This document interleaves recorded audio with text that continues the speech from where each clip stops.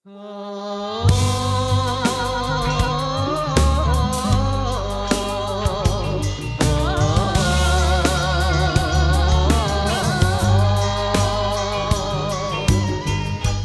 អើយផ្ទះអូនក្បែរភ្នំសំពើ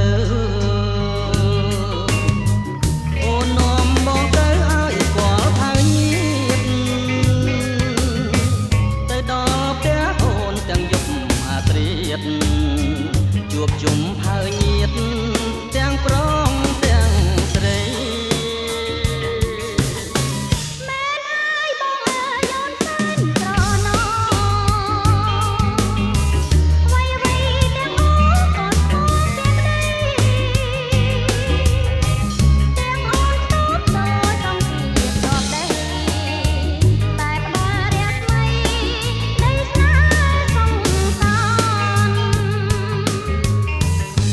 ជើងភ្នំសំពៅអូននៅនឹងបងយំអាត្រៀតឆ្លងមកខ្នំកលយា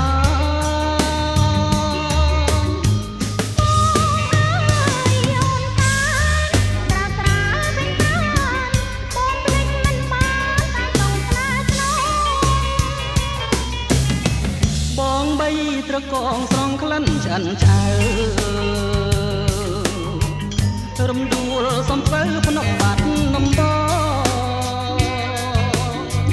ទូស្នាមរស់ជាកំព្រាតៃបងរួមសុខទាំងផងរៀងរាល់ជាតិអើ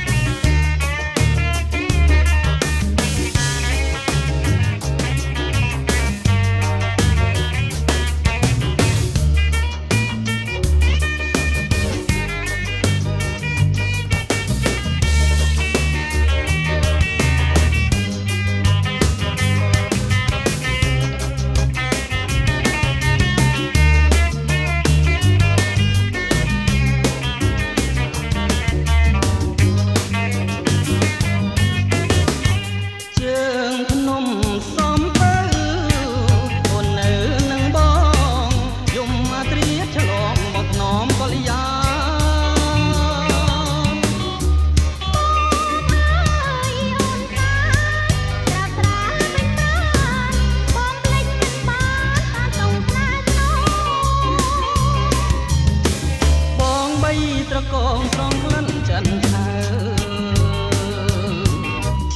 រំដួលសំពៅភ្នំបាត់នំប